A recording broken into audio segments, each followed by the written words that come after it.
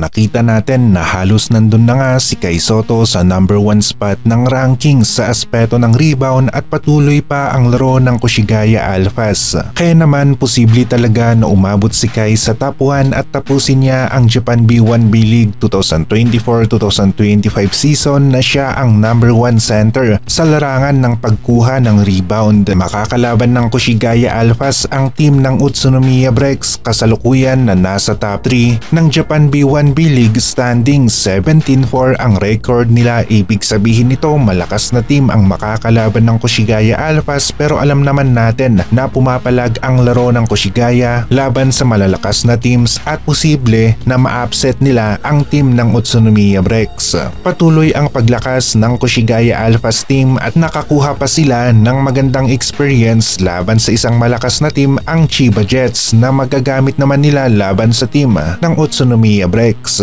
Alam ng Koshigaya Alphas kaya nilang makalamang sa score at yung tamang pag-close na nga lang ng laro ang kailangan nilang mapagbuti pa. Kailangan nilang mapanatili ang kalamangan hanggang sa matapos o maubos ang oras sa 4th quarter. 1 game lamang ang magaganap na laro sa pagitan ng Koshigaya Alphas at ng Utsunomiya Breaks. Hindi ito back-to-back games at pagkatapos ng laro ng Koshigaya Alphas laban sa team ng Utsunomiya Breaks ay ang susunod nilang makakalaban ay ang team ng Kyoto Hanaris at Shiga Lakes, na kung saan posible na maging isang 4-0 run para sa Koshigaya Alphas ang 4 na games na ito. Kay Sotto maganda ang nilalaro sa loob ng paint, pero gagawa nga ang mga kalabang import ng paraan para mapigilan si Kai Sotto. Pwedeng gumamit ng veteran at gulang moves na hindi gaanong napapansin ng mga referee. Pwede rin nabigyan nila ng bigyan si Kai Sotto ng siko na hindi naman tinatawagan ng referee at mawala sa ayos ang laro ni Kai. Yun ang nakakainis minsan. Nakikita natin na ginagawa lamang ni Kai Sotto kung ano ang ginagawa sa kanya, tapos si Kai Sotto pa nga ang nabibigyan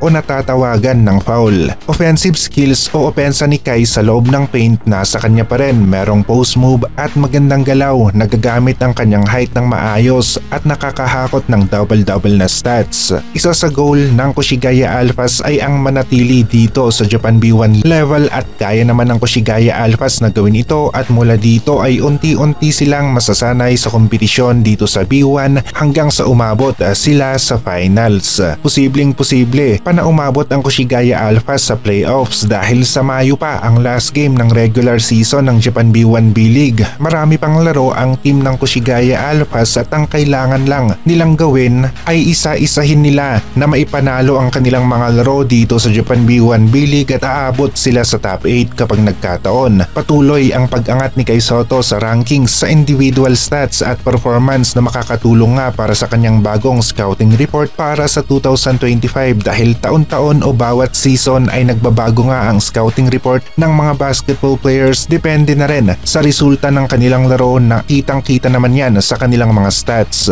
Kung magawa ni Kai na maging consistent hanggang sa matapos ang Japan B1 B-League, maraming double-double na stats pa ang kanyang magawa, ay posible talaga na magkaroon ito ng mas magandang oportunidad para umabot sa NBA sa paparating na 2025. Maging sa FIBA kapag na-dominate ulit niya ang bigs ng New Zealand sa paparating nilang laro kasama itong si Junmar, ay mas magpapatibay pa ito sa chance ni Kai Sotto na umabot sa NBA. Meron talaga ang NBA size si Kai Sotto, konting lapad pa ng katawan at tigas pa ng laro sa loob ng paint ay sigurado na aabot siya sa NBA. Papunta pa lamang si Kai sa kanyang mid-20s, batang-bata pa ito at meron pa talagang ilalakas ang kanyang katawan na magagamit niya sa pisikalan sa loob ng paint kagaya ng pag-box out at post move plays.